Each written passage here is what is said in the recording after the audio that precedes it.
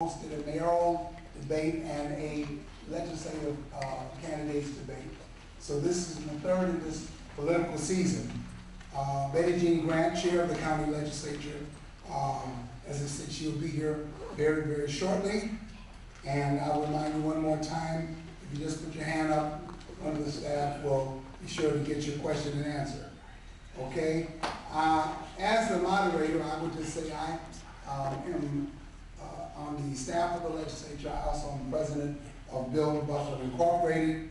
The ground rules and introduction of the candidates. Of course, we know that decorum is the order of the day.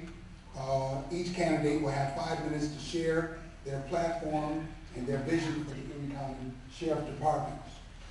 We will hear from two candidates here, which is Mr. Burt Dunn. Give him a hand clap. Burt is here.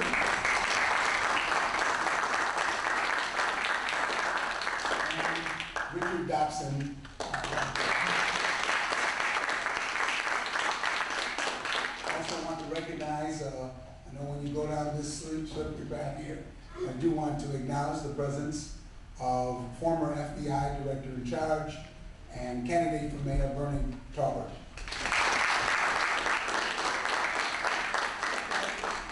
Unfortunately, I can't stay because I've got a lot of work to do between now and Tuesday, so I've got to hit the streets, so I'm going to stay for just a few minutes. Okay, glad you could be here. Also, I might make it back. Okay, very good. And any other candidates for public office this year that are present? I do want to acknowledge this from representing the sheriff of every county. We have two community liaisons, Mr. Willie Stewart, former Commissioner Don Allen. All right, let's go right into it with our opportunity for our candidates to share their platform. And on the agenda, candidate number one listed is Richard Dobson. He will begin and we'll have 5 minutes to hear from Richard and then John. Yes. Yeah. Since I didn't know that you were going to be a moderator too, let me put my 2 cents in. In fact, we're going to make this better. I'm going to turn it over to you. Yeah, but I wanted to get ahead of this. Okay. Let me just tell you a little story. When I was teaching in New York City, I read an article in the paper, and they were advertising for a chief of police. And the qualifications for chief of police was that they had to understand rich people.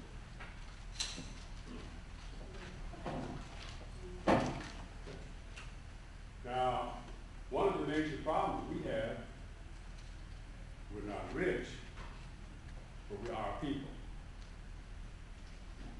Sheriff has a responsibility of policing, taking care of a number of different types of people, races, ethnic groups, and etc. So I wanted to get ahead of you because I want you, as you talk, I want you to think in terms of where you're at and who you're talking to. Black people. It's like they want someone who understood rich people, and that's a fact. That's why I couldn't apply for it. No, I'm not just kidding about that, but it was there.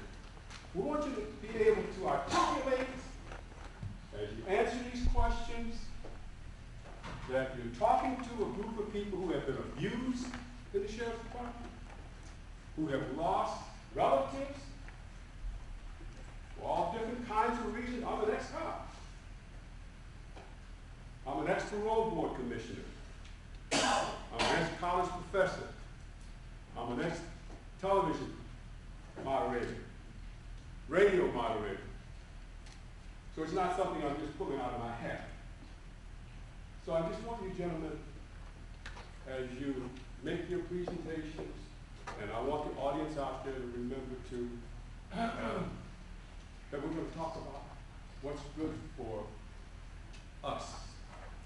Not me, not I, but us. And talk about and ask relevant questions. what is it that the sheriffs actually can do and what they can't do? The number one job, and correct me if I'm wrong, is to take care of jails. You have the responsibility of jails. I think that the Erie County Sheriff's Department is probably the largest in the state of thereabouts. Close to it, okay. Or the largest or close to it. But they have road patrol, and they also have people handle the jails. And that's where we've had the biggest problem, I believe. There, and probably within employment, on the road. And within the staff. I think the sheriff appoints somewhere in the neighborhood of 13, 14, 15 patches for his jobs. Charlie, are you familiar with this thing? Not exactly certain on the number. Huh? Number of How many executive votes. The last time I checked, none represented African American people. So, I want to get that out of the way, Charlie. You can go ahead. I can deal with the rest of it later. All right, then, I'm gonna turn it over to you very shortly. Thank you. Ted Kirkland also is now learning new at night as a noted author and a tremendous book that he has out. I have his hardback cover, and congratulate you on your latest career. Let's go in with that background in mind. Also, I forgot to mention, Ted is also one of the founding members of the African American Policemen Association, AAPA. All right, with this point, let's hear from Richard Dobson. Can I have that?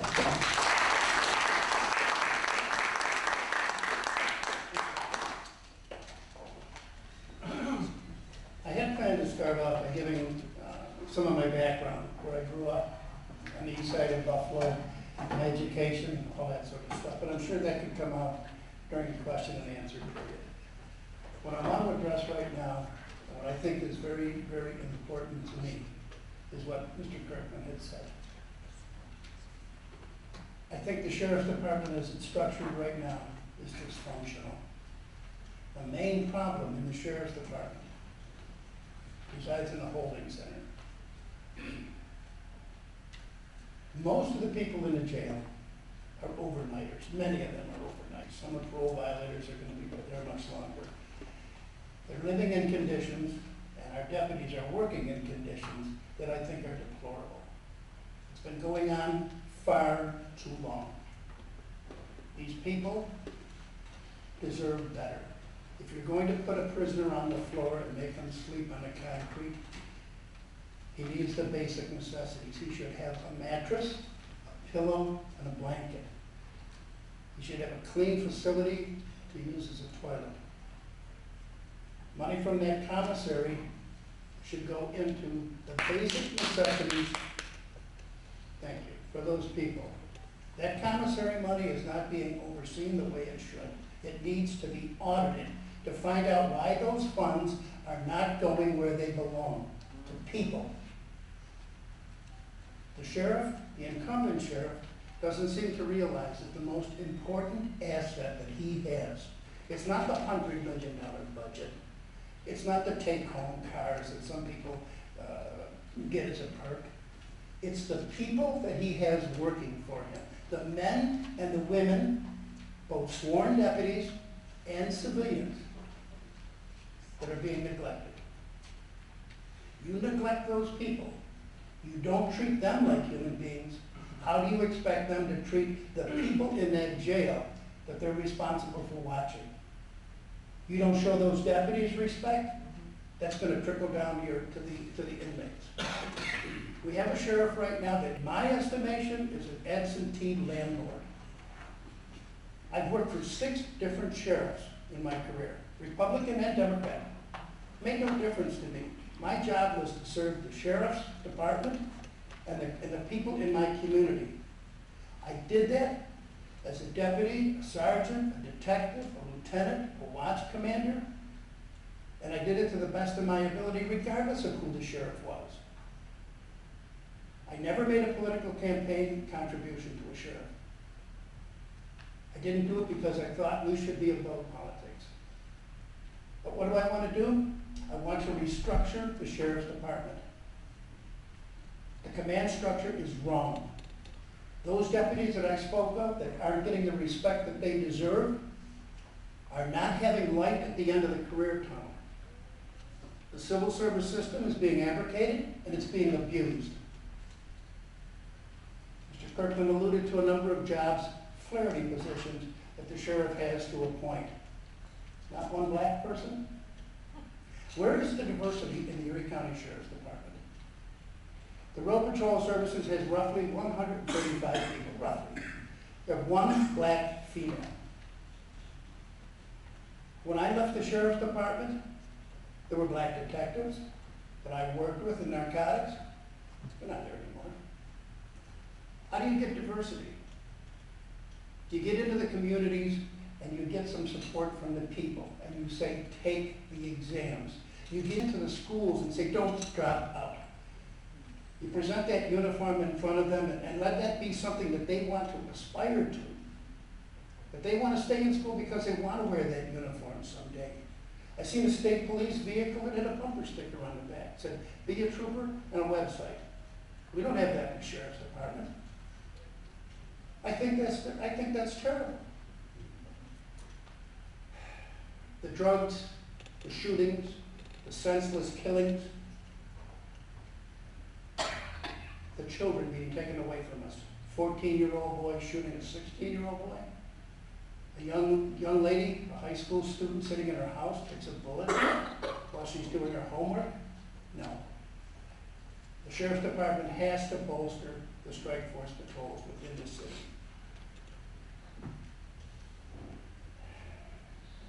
The community needs help. We need help from everybody in the community to speak up and demand more of the Sheriff's Department. This is my third visit here.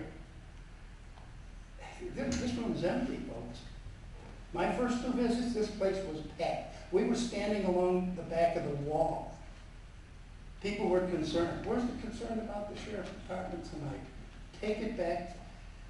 And thank you, madam, for what you're doing. Miss Betty Jean King. Am I pretty close? I'm Grant. Oh, gee, Betty Jean King, the good player. Okay. I said a long time ago, if anybody could do a faux pas, it's me. It's I'm the guy who could do it. But thank you, Betty Jean, for what you do. I've been walking the streets, up and down, trying to listen to people. Weather's been beautiful. As they're sitting on their porch, I introduced myself. What do you want from the Sheriff's Department? What would you like to see? Many of them said, we don't know that much about the Sheriff's Department, except when you go visit the jail to visit somebody that's in there, they treat you terrible. It's embarrassing to go in there and try to see your grandson or your husband or your wife because you walk in there and you're just treated terribly. Once again, it boils down to the men and women that staff that place are not being given the respect. The overtime is tiring them out, burning them out. They won't hire new deputies, and that's wrong. Am I close? Yes. Thank you very much for your patience.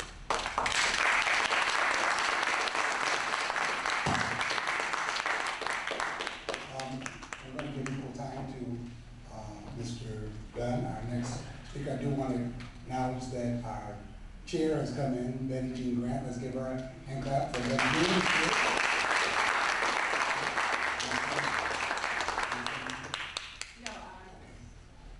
Okay. Next speaker, Bert Dunn.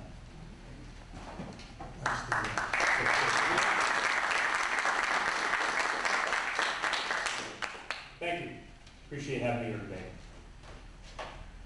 I made a decision to run for Erie County Sheriff, and it's a unique opportunity. I work in the Erie County Sheriff's Office now. I'm a lieutenant, and I see firsthand a lot of the problems we experience. I get a lot of feedback from deputies from all three unions, whether it's the PBA, which I'm a member, whether it's the Teamsters at the Holding Center, or the CSEA, whether it's a correctional facility. And we hear one single message, without a doubt, every single time. The morale is a problem.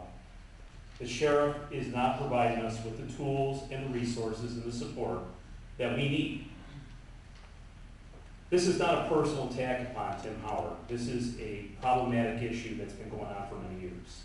It goes back before Sheriff Howard took over, but there's been nothing done to make it better. That's where my intent is. That's my inspiration. That is why I'm running. The sheriff's office employs 1,000 people. There's concerns on the diversity within the agency, and it's problematic as something that's been going on for many years. Other agencies have made a concerted effort to recruit in the minority community. We have not. I think it's something that can be easily addressed by looking at the models that are out there that other agencies follow. Buffalo Fire Department recruits, they hold classes so that minority candidates can learn what is required to take a civil service examination. So they don't go in there blind to what's being expected in the questions, what type of questions, how to answer the questions, what pitfalls to look out for. The whole idea about civil service is to make an equal opportunity for everyone. Civil service doesn't care who your father is. It doesn't care who your mother is, what neighborhood you grew up in, what school you went to, what color of skin you have, how tall you are. It doesn't care about that. We have had successful candidates from the minority community. Why isn't there more? I think we need to do a better job of making the job careers attractive enough to our young people so they have something to aspire to know that that uniform is a uniform you want to wear, that you want to take pride in, that you're going to be a pillar of your community. But we have to be out there in the community making these opportunities. There's an Explorer program that exists. It's been recently resurrected, and I think strangely enough, I think it was neglected for years, but we're in an election year, and it's been resurrected. Why hasn't this been going on for the entire duration? Why hasn't it been promoted? Why hasn't it been expanded? Why is it so small? We can partner with the Buffalo school system. Make a law enforcement track for young people. Get them on the path, working with Erie Community College, where we have a law enforcement trade academy. The tools are there. We have got to take advantage of them. We have to guide young people into this career choice. It's indicative of the fact that this agency is just running along on inertia. It's a nearly 200-year organization, and it's been run by outsiders all along. No one from within the agency has ever run the sheriff's office as a sheriff. We've never elected somebody from within. So I was inspired that I could be like everybody else and complain about things and say, oh geez, I wish it was this, what if we could do that? And I said, I'm going to step up and I'm going to run. We have great opportunities. Our chairperson, Betty Jean Grant, is here with us, and she's intimately familiar with the budgetary issues that the sheriff's office faces. Tim Hogues is our chairperson of the Public Safety Committee. So the community has two great leaders that we can be working with hand in hand in the sheriff's office. But somebody's got to reach out and make that part of the integrated solution. I don't know if the sheriff's office is reaching out enough with our legislative leader and our public safety committee leader. So if we're missing resources, if we're missing funding, if we're missing programs, why are we not taking advantage of the fact that our community is already represented by strong leaders who have a vested interest in how this operation runs? So at the end of the day, I'm going to finish up. I'm someone who is truly interested in being the sheriff. I don't need a job. I already have one. I'm a lieutenant in the sheriff's office.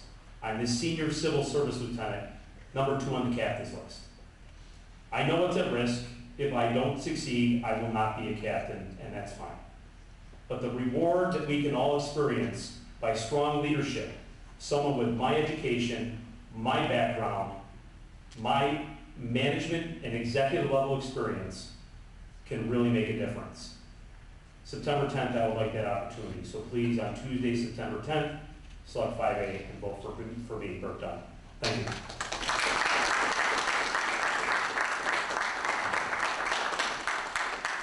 Thank you both. At this point, I'm going to turn it over to Mr. Ted Kirkland, who's going to take the program. Ted? you, Charlie. Hello, Betty. We're being a hornet's nest. Let me, I don't necessarily like that card thing. I like people to sort of stand up and ask you questions. Is that all right with everybody? Absolutely. Or you want me to read this thing? Okay. Ted, Yes. because of the structure, we need to maintain structure in this meeting. Say that again? Because we need to maintain structure, courtesy, and decorum, I would prefer you do the questions, that way you control. I'm going to control this. I got it. I got two policemen over here. I got a couple over here. No, of course, I'm kidding. Give it to them. But I think 30 seconds enough for everyone to ask a question. Am I right? A minute and a half to answer. How is that? Does that sound reasonable? Reasonable? Yeah. And if we go over that and you won't sit down, everybody's going to boo you. And make sure you sit down. Well, let me just say this before we really get started here. We want questions that are pertinent, as Mr. Grant mentioned, pertinent to the issue of sheriff. They're not here to fix your sidewalks and none of that kind of stuff. That's totally out. But it has to be something dealing with the sheriff's department. Much was mentioned. Much was mentioned. So with that, let me just say, who wants to be the first one? Or want me to read one? I'll read one. Here's a question here that came, and both of you can answer. If the feds came to inspect the holding center again, would you invite them in? Good question. Mr. Dobson? The short, quick answer is Minute and a half. Don't start moving yet. The short, quick answer is yes. They should have never been denied access to that holding center in the first place. It drug out a process too long where these people could have made suggestions, could have said, this is where you're wrong, this is what you have to correct. To have the county attorney's office say, no, Katie, bar the door, don't let him in, was wrong. It drug out a process, it put it through a court system, it cost taxpayers money, it solved absolutely nothing. Would I let them in? Yes, they should have been in. That place needs oversight. It needs someone to look over our shoulders and say, this is where you're wrong. Mr. Dunn, please. Simple answer, yes, of course you're going to let them in. It's the federal government. They're the ones that are giving you direction on how you should operate your jails. But more importantly, why did it take the federal government having to come in for us to correct the problems? That's a big question in my mind, and I'm going to tell you, I don't see there's any reason why you need to let it go to that point where you're going to require federal oversight. That's not what you're paying the sheriff to do. You're not paying the sheriff to have somebody else tell him how to run the jails. He should be running the jails properly to begin with. There are plenty of opportunities to explore the guidelines. Instead of barring their entrance, bring them in and say, okay, tell us where we're wrong and show us some ways, best practices from all the experience as you review jails throughout the country and how we can fix our problems. And then work on those solutions. And then continue to make improvements and implement best practices so the federal government doesn't feel the need to come in and provide oversight. Any follow-up? Anyone? Let me follow up on that thing you said. Because again, I want to be able to relate to people, the victims out there. How would you do this, Mr. Dunn? Let's start with you first. How would you do this? I mean, each one of you said yes right off the bat. But how would you do it with the kind of workforce that you have, the kind of clientele that you have to represent throughout the county, who may say, okay, a group of blacks came down the street like hell, they got the feds involved, and you're giving it to them. How would you do it? Sure. I mean, would you be afraid of some repercussions? I guess is what I'm asking. What repercussions is there? It's your job. Okay, just go ahead. Okay, there is no repercussions. Okay. If the federal government's being called in, if a group of our people from our community feel that you're not doing what needs to get done, if they have a concern it's your job as an elected official to address those issues. Sometimes the truth hurts, and you gotta accept it, and you gotta acknowledge it, and you gotta correct it. And if you're not listening, then you can't fix a problem. Mr. Dawson, anything? Comment? Yes, I have a comment on that. How do you fix it? You restructure the sheriff's department. You let people come up, the true professionals come up through the ranks who know how to run the place, okay? You don't have someone come in because of political connection or a name who gets to be appointed in a chief or a high-level position. You eliminate that. You bring the true professionals up through the ranks and let them do their job. Are there repercussions? Yes, there are, because you're stepping on political toes. And that's not a nice thing to do nowadays. That's all I have to say. Good. Dr. Collins. Good evening, I'm Dr. Catherine Collins. I've served on the New York State Commission on Correction. And of course, one of the things that we look at is the health of the inmates who are housed there. And give me 5 things that you would immediately do to improve the health of the inmates who are there. 5. 5 things. I'll go first. Go ahead. Okay, 5 things right off the bat. We have to actually restructure the actual layout of the holding center right now. Right now, we're putting in a area for detox, and that's a serious issue.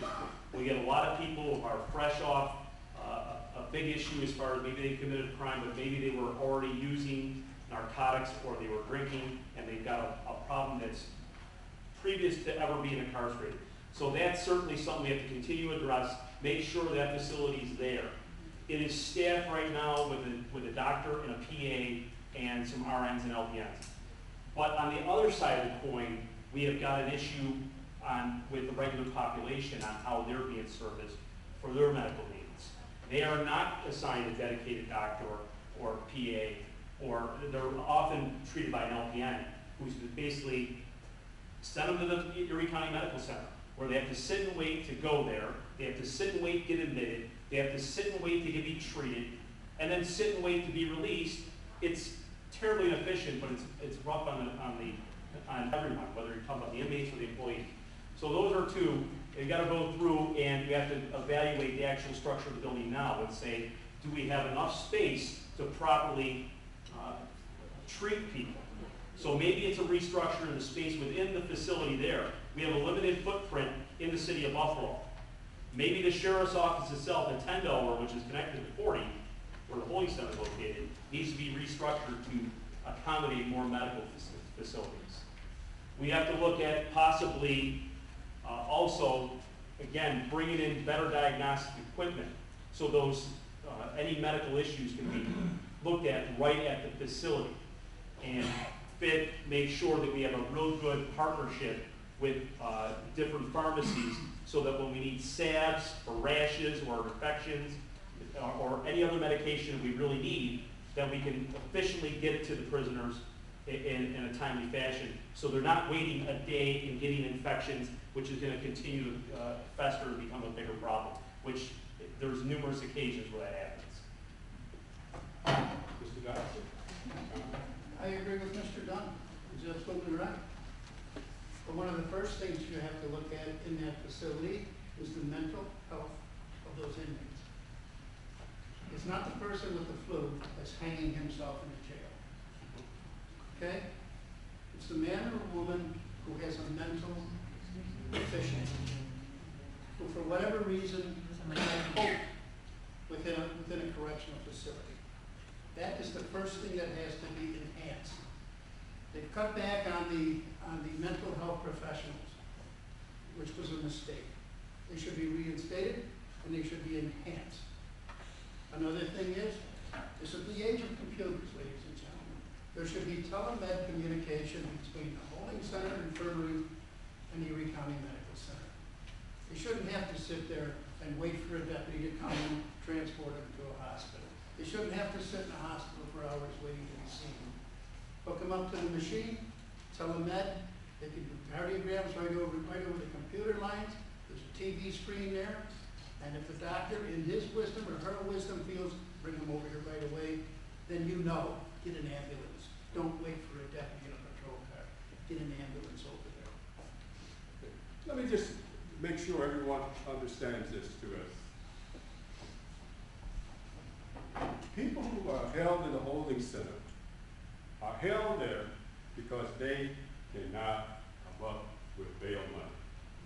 Maybe a couple exceptions, you know, having parole violators or whatever, but, and some people may have just been found guilty in court, may stay there for a short period of time. But that's the reason we call a holding center. It holds someone. Someone gets locked up tonight, he doesn't even see the judge yet, and after he sees the judge, he can't put up bail. What are we talking about? We're talking about poor people. Am I right or wrong? Right. We're talking about poor people. Right. And poor people must be concerned about that. Hell, it could be me, I'm poor. So, when you ask your questions, you think about that. Think about it being you or your brother or your sister, or your mama or your whatever from this community goes down into, you're held overnight and you're held in that holding center. And I'm one who feels that they should get the best treatment they can get. Because as of that point, they hadn't done anything except get arrested. Right. Does everybody understand what I just said? Absolutely. That's the point. They have not been found guilty. They've just been arrested. And many people get arrested for looking at a cop the wrong way. Sure, why not? I agree with you, Mr. Kirkman. They haven't been convicted of anything. But there are people in there that have been convicted. There are parole violators that are waiting to get sentenced. They are human beings too. They have a right to medical attention. We shouldn't let them rot in there and not be treated. I agree with you completely. But across the board, Of course. all of them. I just didn't wanted mean to interrupt. Just wanted to point that out to people. Okay, here's one. How would you spend the community funds? Doctor, we'll go with you first this time. And now maybe you want to explain to them what community funds is anyway, you know, I'm not sure. I'm not certain if you're talking about commissary. Commissary. Commissary. Yeah. Commissary funds. Commissary funds. Those funds are designed actually to improve the conditions basically of the inmates, okay? To make sure that people who can't afford a toothbrush or toothpaste or soap, and I don't want to gross anybody out, but there are some horror stories that come out of there about women who don't have access to sanitary napkins, who use slices of bread. Like I said, I apologize for that. But the harsh reality is that money is not being spent properly. Some of that money has gone to buy a desk for the watch commander's office, if I'm not mistaken. That's not right. I mentioned in my opening remarks that one of the first things I'm going to do is examine that commissary fund and see where the abuse is, to see what kind of money has gone out the window. Mr. Don, please? Well, commissary funds are designed to be used to improve the conditions in the holding center or the correctional facility for the inmates and the facility itself. So there should never be a time when there's no toilet paper, when there is no soap or any other basic necessity. Everything that goes on should be accountable, should be audited. There has to be controls in place.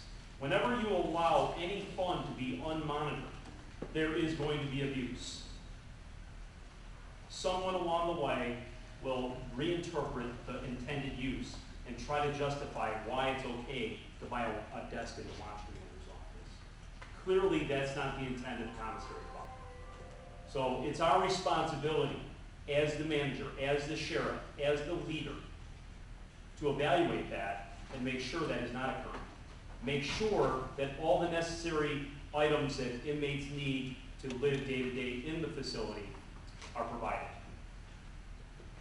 Question? Anybody? Yes, sir. Mr. Dunn and Mr. Dodson, I thank you very much for taking some time out of your schedule to address the community. My name is Anastasio Vasquez. I do work for the Erie County Sheriff's Office. I have 34 years in there right now, and I work out at the holding center. My question to you both gentlemen are, and excuse me, I had to write it down.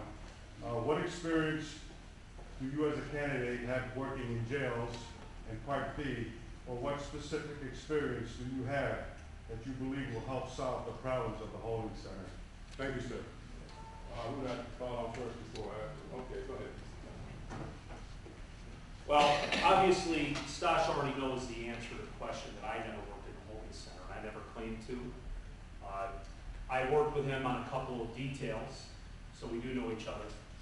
However, you know, the sheriff is the leader, the boss. He's responsible for leading the 1,000 employees and managing the $101 million budget, for identifying problems, gathering information, putting the right people in the jobs. So your leaders in the holding center, in the correctional facility, have to be people who are experts in that. They're the people who are going to be managing it day to day. They're the ones going to be making the advisement, hopefully with the input of the soldiers out there, the people at the boot level, your deputy sheriffs and corrections officers, and the community. Taking all that information and making decisions at the executive level. That's what my experience is. Managing budgets, making executive level decisions, pushing through when there's problems, identifying those problems and making a difference. That's what I bring. I have worked in the holding center. I've also been assigned out at the correctional facility, the old correctional facility, Wendy, where 2 deputies in uniform would march 60 prisoners from the cell blocks to the chow hall. And if they talked too much, if they were too loud, we got chewed out. How do two people control 60 deputies? Okay? We would like to have had the boss say, you know, really, this isn't your job. You should be out on patrol where you're supposed to be. We should have the professionals doing this. It didn't happen. How would I change things? I've already alluded to that. The people on top, the people in charge should not be there. Bring the people, the true professionals, up through the ranks. It's as simple as that. Next, any questions? Yes, that's what I'm sorry. Okay. Mr. Griffin, I want to be fair. Our format is, and we have explained that we would do questions first and card. And any times left, we go to the audience. And people were here first, and I get a chance to have a question back. Who's here first? It's done right. I asked if anybody wanted to start off. I believe I did. Am I right or not? I'll say my question verbally. It's on the card. I'll say it verbally. Mr. Dobson, you sent me a card saying that I should vote for you and not a millionaire. Since You wrote it down too, didn't you? yeah, since the holding center, since the sheriff's department should be run like a business, what is wrong with having a very successful businessman, also a deputy sheriff, be sheriff? You're mistaken. The Erie County Sheriff Department should not be run like a business. That was tried on a county level once before, and it was a failure. The Erie County Sheriff's Department is a public service. It's not a business. Okay? And as far as a postcard that you got, I haven't sent any postcards out at all. And I have never made reference to somebody being a millionaire. This is America, okay? If you have a successful business and you rise to the top, God bless you. That's what our country was founded on. All right.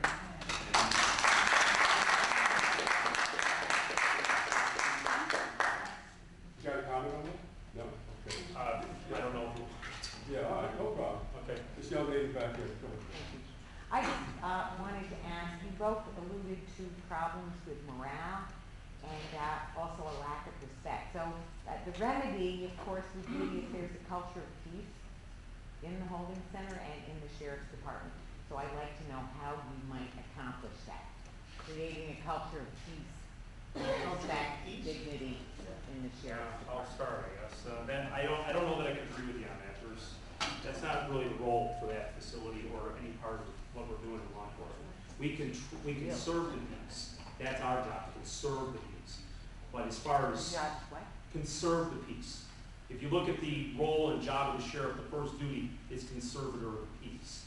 So that is our role. We're trying to conserve the peace. As far as putting in a culture piece, we always want everybody to get along. We're looking at concern about the safety of our employees. We're concerned about the safety of the inmates.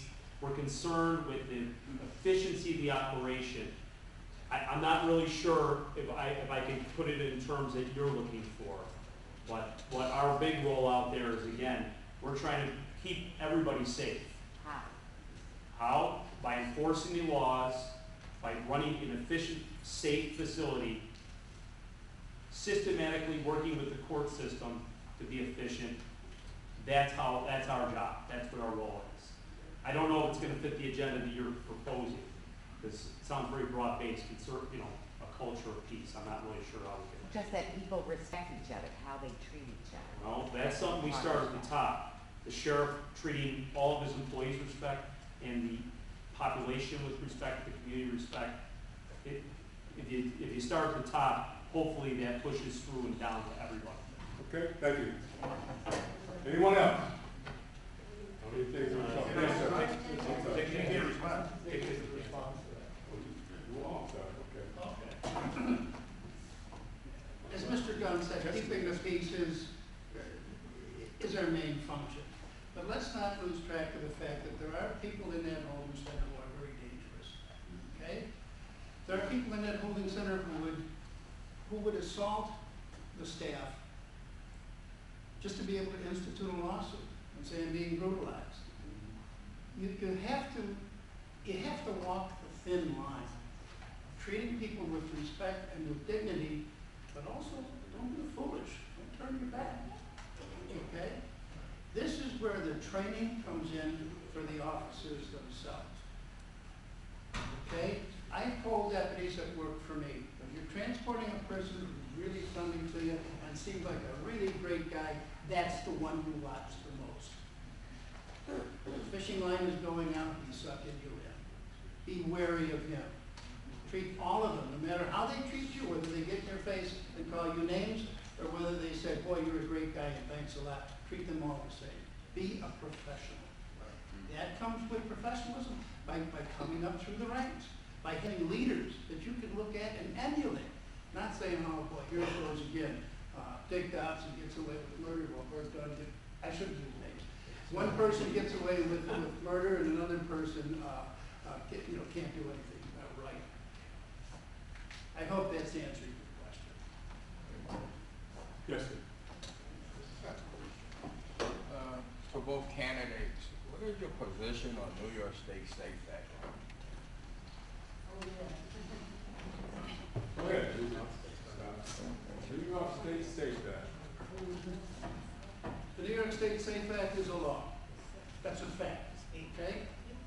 The people, the legal people that I've talked to, the lawyers tell me that the odds against that act being repealed are very, very slim. Do I like it?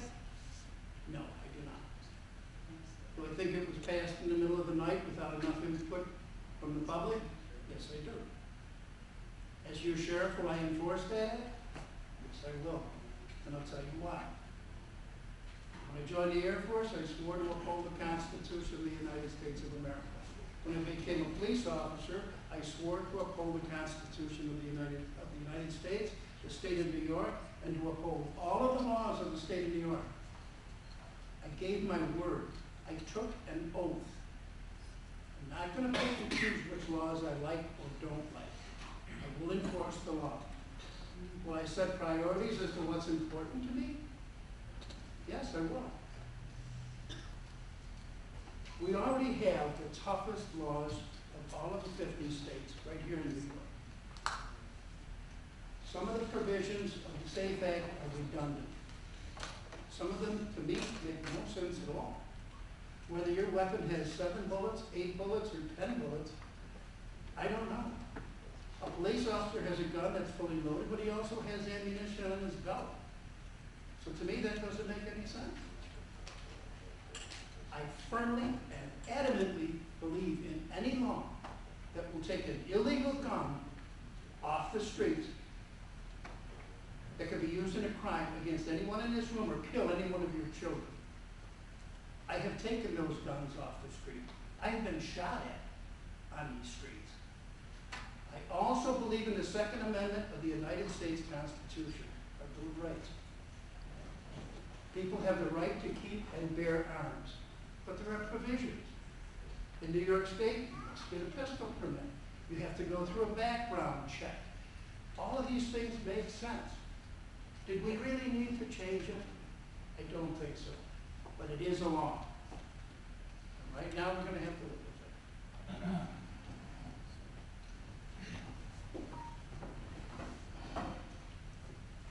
The New York State SAFE Act has caused a lot of controversy. And obviously, it's because it was passed in the middle of the night. It was pushed through very quickly without a lot of thought. It was political grandstanding at its worst.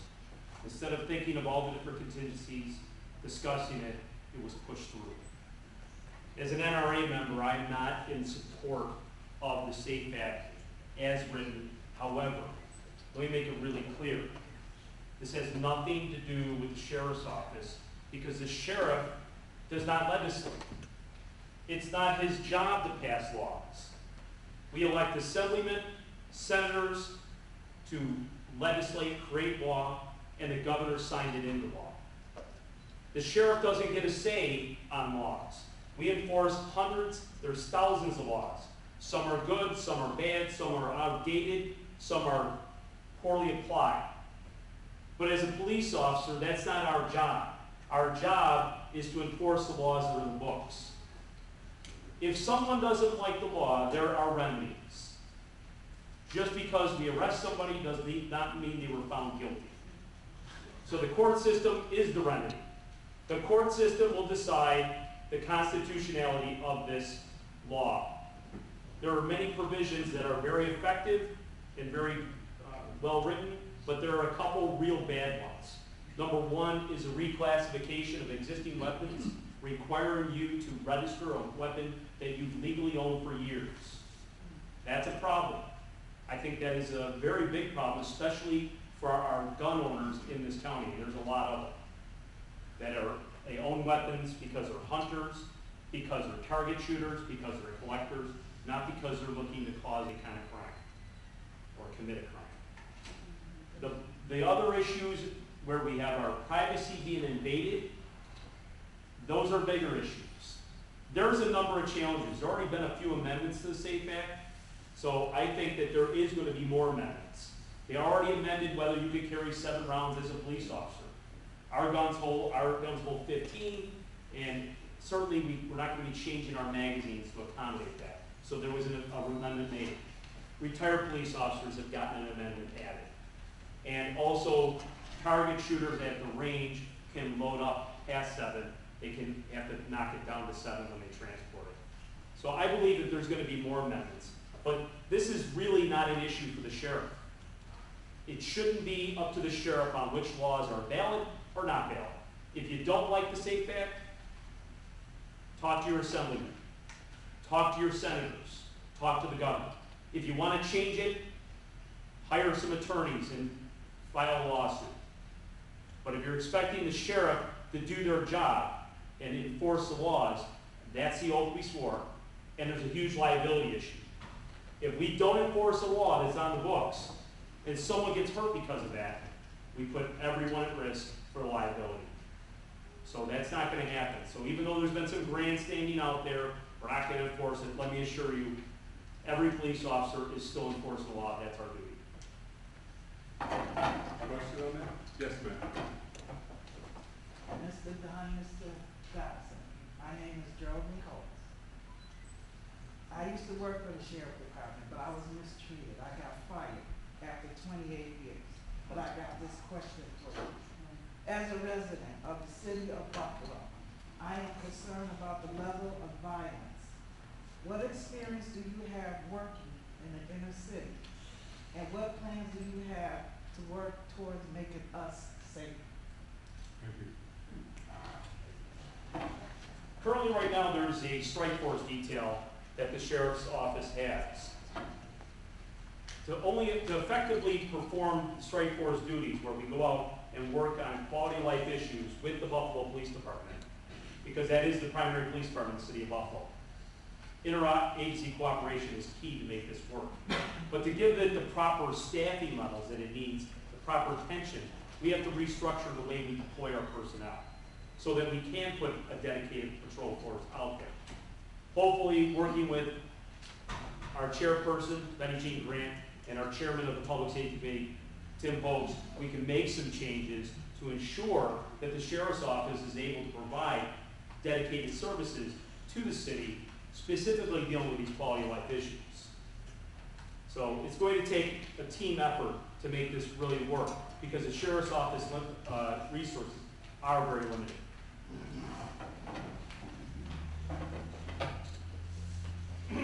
I've worked in the city of Buffalo. A large part of my career was dedicated to the enforcement of narcotics and gathering intelligence. I made drug buys within this city. I've been out on the streets at night, many times without enough backup, one other officer covering me as I made buys. I've done a lot of search warrants within this city. Okay? The problem lies with drugs. The Sheriff's Department has to enhance its narcotics and intelligence unit. Not just to get drugs off the street, but to develop intelligence, okay? Who the bad guys are, who the gang leaders are, where the problems are, and work closely with not just the Buffalo Police Department, but the federal bureaus and the district attorney's office, okay? I had another point that I wanted to make, and I went off on a tangent. You want a moment? Did you make it through? We'll take over. Anyone else? Can I ask a question? Yes. I already asked Sheriff Howard this question. What if you see my grandson with a hoodie and his pants down? What comes through your mind? What comes through my mind? Just off the top, don't think, off the top. Oh, I'm good at not thinking. What comes to my mind? It's There's my a kid, grandson you see with the hoodie on and his pants down. there's a kid with a hoodie and his pants down. You see that every day. Do I feel threatened by that? No, I don't. No, because he's still threatened about that. I hope he doesn't feel threatened by me. I know people that would, respect the police officers from the front. I don't feel threatened by him. There you go. Okay. Can I ask you the same question? Absolutely. It That's doesn't- my grandson. Yeah, it looks like a kid with a hoodie and pants drooping down, like probably 90% of kids today, regardless if you're in the city of Buffalo or you're in the suburbs. It's a standard form of dress today. I don't feel threatened by it. It's just that's what young people are wearing today. Okay, Sheriff Howard told me almost the same thing you said, but he would reach out his heart to that kid. He would see if he needed anything. He would say, "Can I help you?" Okay. Why would a kid with a hoodie come to your face anyway? You need the help. All right, okay. We help everybody. Let me just say this, their job is, that sort of falls out of their category. There isn't much else they can say because it's not a violation of the law. You want to make it a violation of the law to have your pants down, then they may have a role to play. I hope they don't, but some of the laws that they make nowadays are a little crazy. But let me go back to the original one that the young man out there mentioned about the SAFE Act. And I'm not sure that you actually got the point across that you wanted, because I mean you were primarily zeroing in on assault weapons. Am I right? You didn't say it. Because there's more to the SAFE Act than just assault weapons. And, there's the feeling in the community, what does someone need with an assault weapon in the city? You see? And that's why I just want to come back to that just for a minute. You guys don't have to answer that. I just wanted to see if that was his question. All right, let's go to another one. Right now, here's one came in. Right now, both downtown and Alden are extremely visitor unfriendly. If elected, what, if anything, would you do to correct, improve that horrible situation? Here I go into Alden prison, they're not very friendly to me, you know, blah, blah, blah, blah. Well, first off, we have to evaluate the way the visitor center is set up. Is the access allowing a good flow of people to come through so we can maintain the safety, integrity of the facility? Because we cannot have things brought into the holding center or the correctional facility that would put other inmates at risk or our staff at risk. So there are rules, there has to be rules. But we have to make sure that we're able to facilitate the process simpler, to make it more efficient. When I go down to the holding center in the morning on a Saturday to drop off payroll, we have to go through the holding center intake area, and it's loaded, lots of people. I'm not sure if the facility was designed with the amount of folks that are coming through to be able to accommodate them properly. So we need to maybe look at changing the actual layout of the visitor center, streamlining the process. This is where you get into your best practices. This is not, we're not operating in a vacuum here. There are thousands of holding centers, thousands of correctional facilities throughout the country. Clearly, they're not having the same problems we are. Clearly, with a minimal investment, we can make these visitor centers more appealing and better facilitate people to come in and see loved ones and provide them with the necessities they need while still maintaining the safety and integrity of the facility. Basically, I'll say the same thing that I said in my opening remarks. It's a terrible situation. People should not be treated like that. But when the morale is in the dumps, you know, a lot of people think morale is a nebulous thing that doesn't really matter. But I was in the military, and I know what happens when the morale in a unit goes down when they don't look up and respect their superiors. Efficiency goes out the window. Attitude, it's pretty nasty. So morale is something that's important. Knock down some of that overtime. Hire some more deputies. Take some of the pressure off of these people. I'm not excusing bad manners. I'm just saying that there are reasons that people might use for them. It is a deplorable thing. It should be changed. There should be some sensitivity training. There should be supervisors overlooking their shoulders saying, hey, look, take a break. Get a cup of coffee. Then come back here and let's try it again in a more civilized manner. Sensitivity training. Mr. President, can I just disclaimer? I just want to state that Sheriff Howard's not here, and he RSVP his regrets. I'm sorry, he's not here, I missed He's it. not here. He had said he had prior commitment, so now he didn't just show up, he had to tell us he would be here. I was here to try to fish know that, so for those who wonder where he is, he had another commitment he was having to attend. Okay. And did RSVP his regrets. Okay, thank you. Well, actually, he doesn't come into the picture till later, but me, for those who are not really too familiar with politics, these two gentlemen here are running in the Democratic primary. Somebody said, oh, I didn't know that. And what that means is that, that's next week too, September 10th. And what that means that the winner of that will then run against Howard. He has no primary. He is the man in the Republican Party. So the winner of the election next week runs against Howard. So, and then after the 10th, they appear for a debate or something. Howard sits there, and one of these gentlemen will not be there, I don't think, unless you have a third party that supports it. Is that clear to everybody? Yes. Everybody understand that. That's what we call a primary, because some people don't understand primaries. Primaries is just there to eliminate everyone from one person or two people, whatever the position is called for. So, meaning that it's not really necessary for him to be here tonight. It will be for him later on. Yes, sir. My question came at a good time. Running for an elected office has to be a difficult period, whether you're a county legislator or council member. Do you think that the sheriff's office, the sheriff should be an elected official? Because I know it has to be difficult to run, period. But I just wonder if the sheriff running as an elected official, is that difficult? Okay, whoever wants it. I don't really really understand. Well, my question is, do you feel that you should be running for this office, or should you be appointed? Because it has to be a difficult job. You're questioning whether sheriffs should Should be sheriffs be elected appointed or elected? officials or appointed officials. Correct. That's what you're saying, okay. The office of sheriff is a county office, but it's a state office. The office of sheriff and the office of district attorney are specified in the Constitution of the state of New York.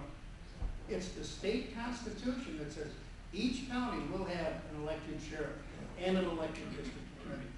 So the question basically is moot, unless you plan to change the New York State Constitution. The sheriff is an elected official.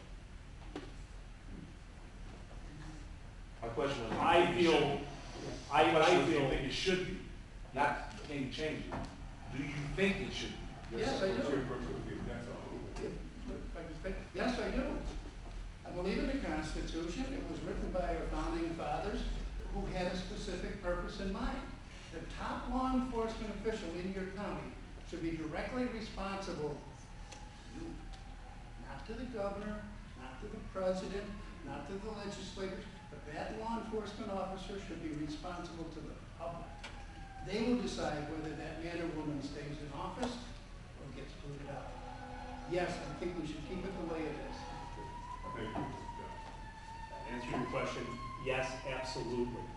It is the one law enforcement job that the public gets a say in who the boss is. In the city of Buffalo, the commissioner is appointed by the mayor. He works for the mayor. He's beholden to the mayor. If he doesn't do what the mayor wants, he's out. You don't get a say.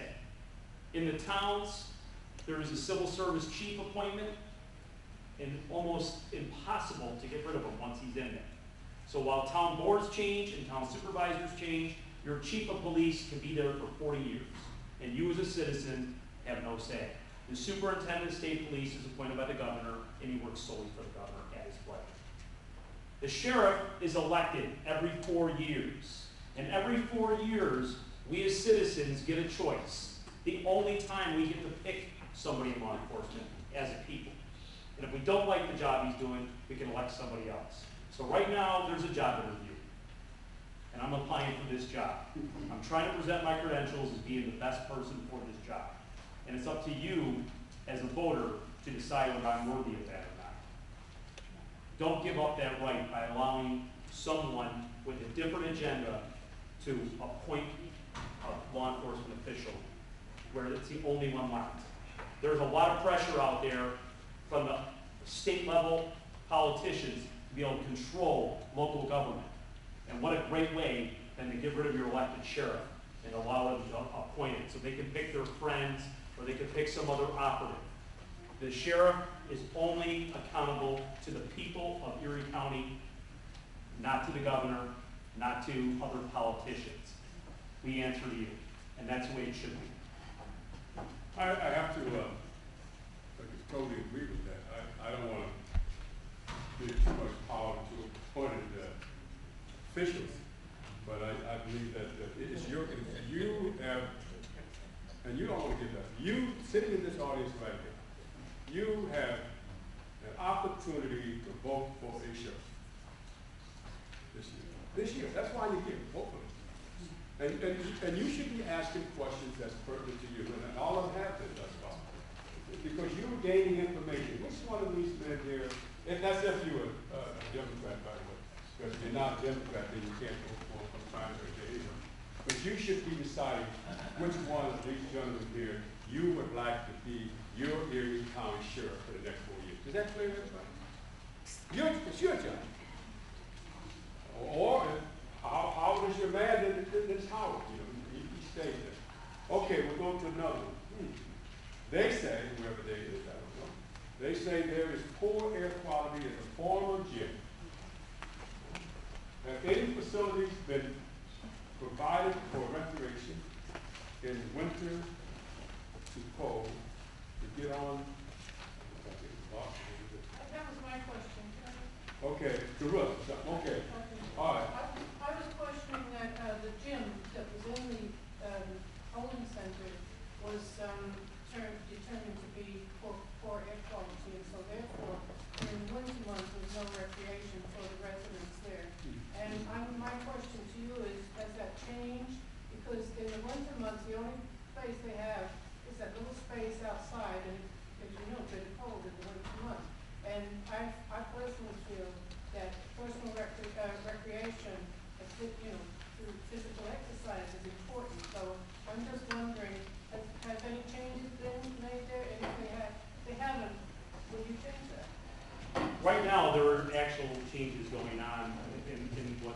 former gym was. It's being reconverted for looking at detox prisoners that come off of having addiction problems. That's been going on a long time. Yes, it's not ready yet.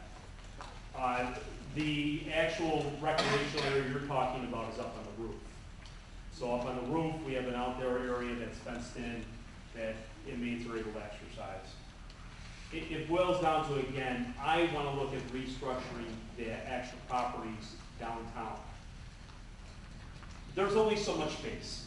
10 Delaware is great, that's where the sheriff's office is, but is it the best use to put the sheriff and his administrative staff in a very valuable, limited space area when we can move the sheriff and put him somewhere else? The sheriff doesn't have to be at 10 Delaware. It could be across the street, it could be in another facility that the county owns. The sheriff doesn't have a tremendous space, but the footprint that it occupies at 10 Delaware is significant enough to allow for reconfiguring the actual facility inside. I would love to examine that. So that, among the other things, of course, 134 West Eagle is another property that has been talked about many different times. Again, that's working with our chairperson, Betty Jean Grant, and our public safety chairman, Tim Pogues, in addressing those needs and seeing if we can reconfigure existing county properties to facilitate that task. So I would love to have the opportunity to explore those things and work with the legislature. Yes, I do. The air quality up there is a concern. Not too long ago, the air conditioning went out in the holding center. Temperatures soared. It was deplorable. You've got all of these inmates, they're sweating, they're starting to get a little rambunctious now, they're starting to get a little bit nasty, and this is dragging on too long. There should be an emergency situation, get people in there immediately to restore that air conditioning. It wasn't that long ago that the elevator from the kitchen that takes the food cars up to the galleries, in that elevator well, a sewer pipe broke. Raw sewer gases were going up into the holding center. It took too long to repair that. The sheriff sent some of his secretarial staff, allowed them to take sick time, vacation time, go home. They didn't want you to smell this. But what about the inmates? What about the deputies? If I were the sheriff, I'd have said, that's it. I'm calling somebody in here now, you'll fix it now. And give me the bill later. I don't want to overstep my bounds, but that was an emergency. That's sewer gas. Let me just ask a question here. Years ago, many years ago, I served on the grand jury. And it was the responsibility of the grand jury to inspect the jail once a month.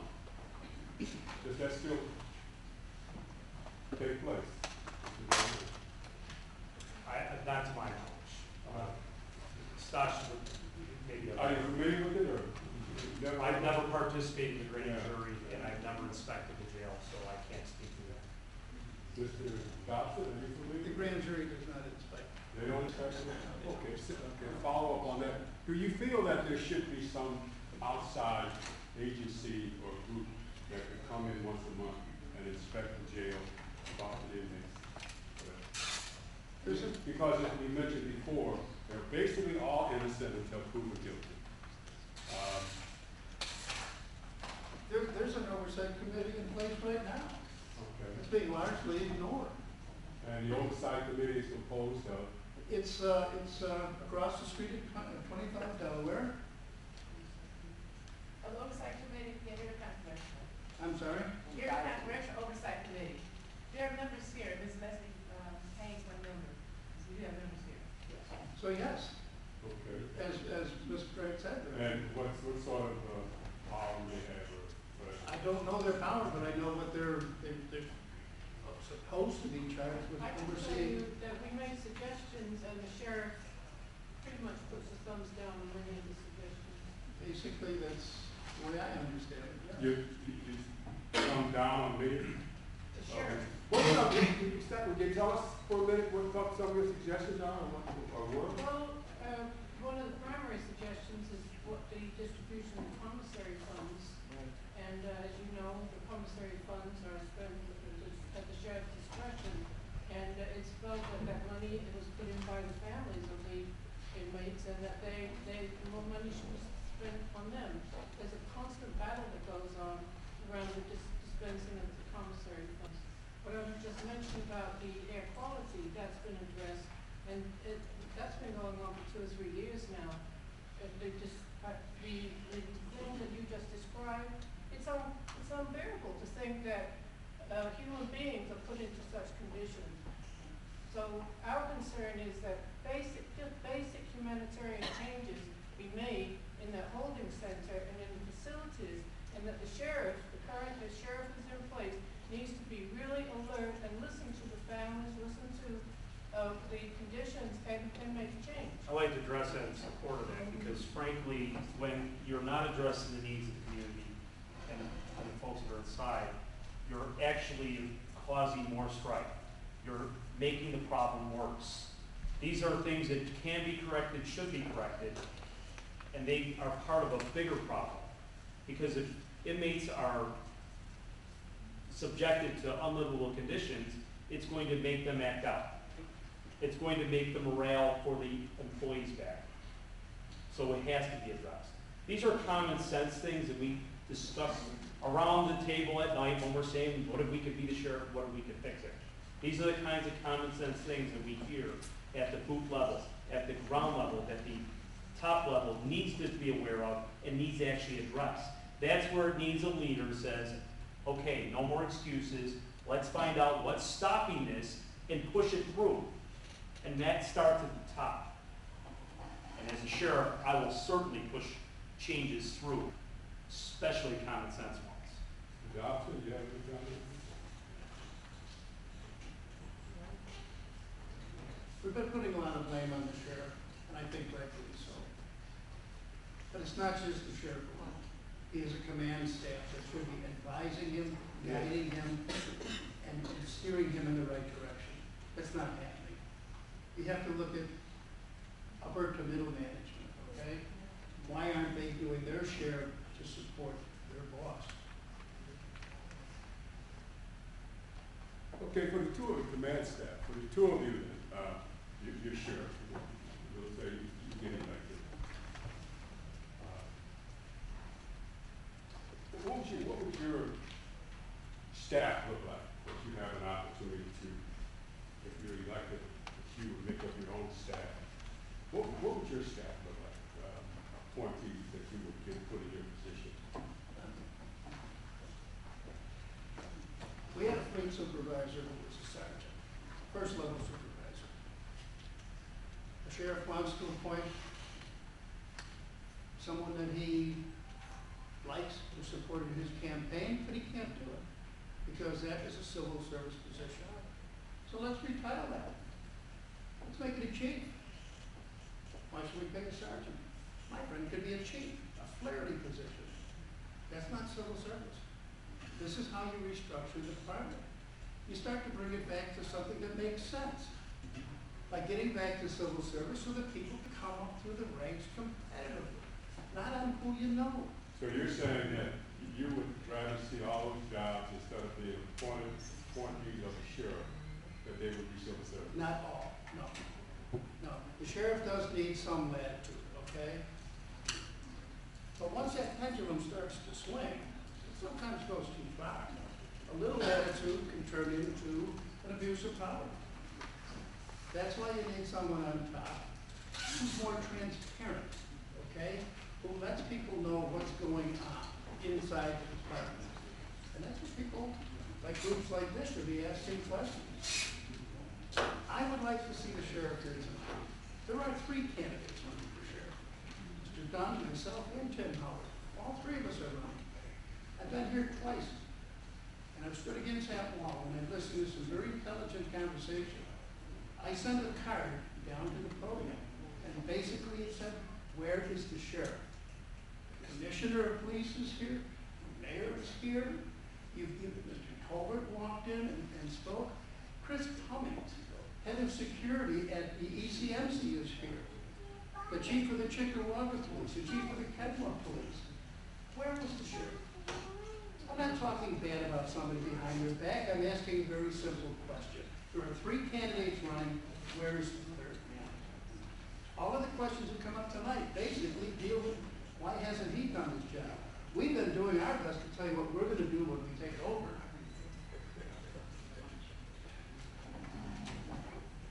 If you're talking about specific management positions, there are currently 9 management confidential positions, starting with the undersheriff and down to the chief. I know what you're alluding to, but anytime you introduce too much subjectivity in selection, you're not guaranteeing the best candidate. The best candidate has to be developed. So I think the bigger question is, what are we going to do to develop leaders for the future? So that in 2 years, in 4 years, in 8 years, we have a continued structure of management that is continually making the sheriff's office the best it can be. You can't select people based on who they know or who they're aligned with. The only people who belong in a management position are qualified people. If they're not qualified, it doesn't matter who their brother is. It doesn't matter what neighborhood they're from. It doesn't matter which political group they're part of. You want the best. That's what we're paying for. That's what we need. And that's how you're going to build the best organization. I want to start at the boot level, develop people all the way through. So we build our recruits into deputies, our deputies into sergeants, our sergeants into lieutenants, our lieutenants to captains, and our captains into our future chiefs or undersheriff. Heaven forbid, maybe a future sheriff. That is what an organization ought to be doing. That's what I intend to do. That's my agenda. 1971. I was offered captain's position in the sheriff's department. I understand they still don't have a captain. No, he was black captain. I told you where you're at. You have to It's all remember. civil service now. Huh? In They're all 71, civil service. 71 they went civil service. 1973, I came out #1 on the civil service list for the Director of Security for the Board of Education. They skipped it. Yeah, that's what they do. Took another one. I was the best qualified. It matters not what you say, that reference that I can come back with, because I'm a man who knows where. You were qualified, you should have But done let me the job. just say this to you. Qualification is in the eyes of the person who has the authority to do the appointment. That's it. Period.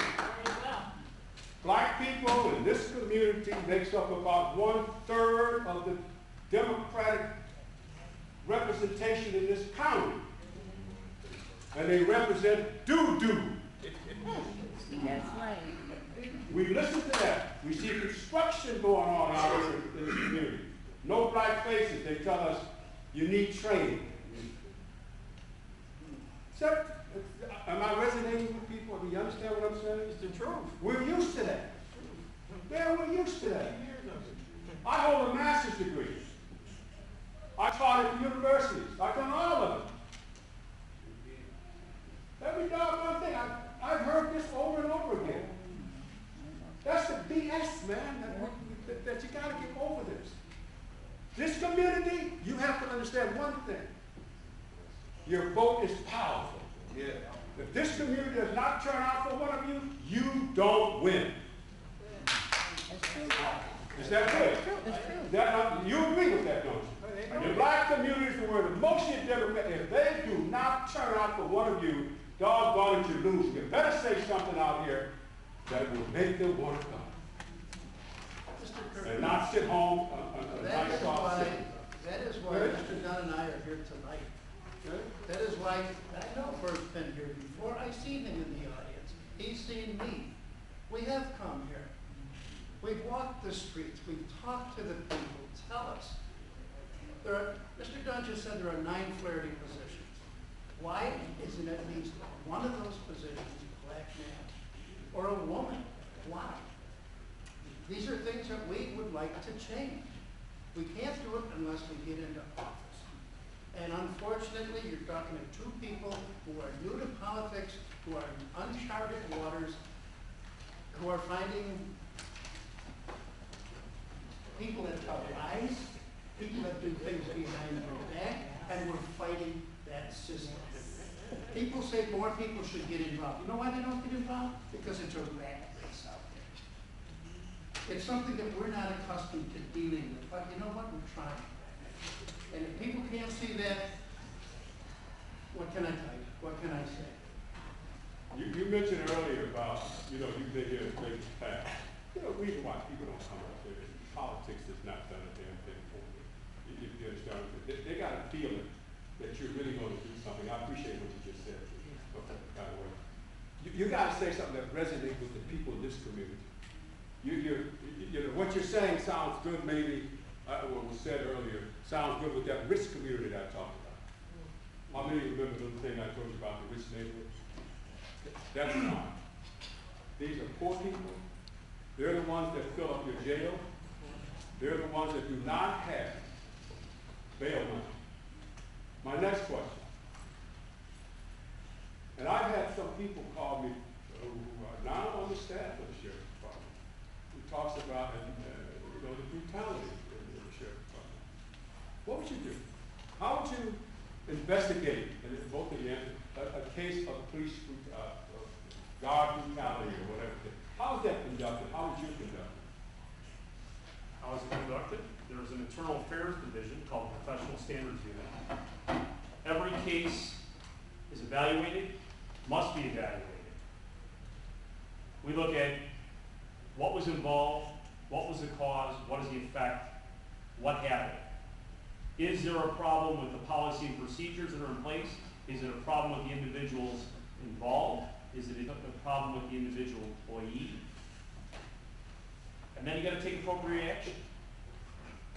In this job, we're accountable. I tell my deputies all the time, if you want to be treated like a retail salesperson or a construction worker and held to that standard, then work in construction. If you want to work in law enforcement, you're going to be held to a higher standard. And sometimes it's going to be tougher than what the general public gets. But that's what you signed up for. So the rules that are in place have got to be enforced. If there is a problem, and let's face it, with 1,000 people, there may be a bad apple. If the bad apple exists, you got to get rid of it. Now, I don't want to go on a witch hunt and try to hurt the morale of existing employees. Let me also reiterate that employees at the sheriff's office are dedicated professionals. No one goes to work with the idea of having somebody's rights violated. Nobody goes to work with the idea of not doing a good job.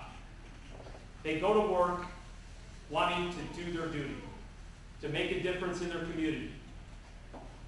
So be clear that that is absolutely not the intent. But on occasion, people do not fulfill their duties. Some people fail in the mission.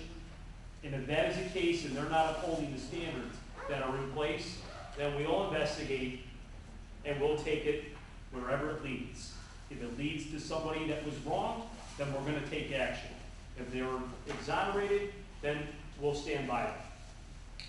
But at the end of the day, that's where it really starts, is with the leadership at the top, being very consistent. And that's one thing I would really like to add. The input I get is that discipline is not consistent. One person may do something and it gets this type of punishment.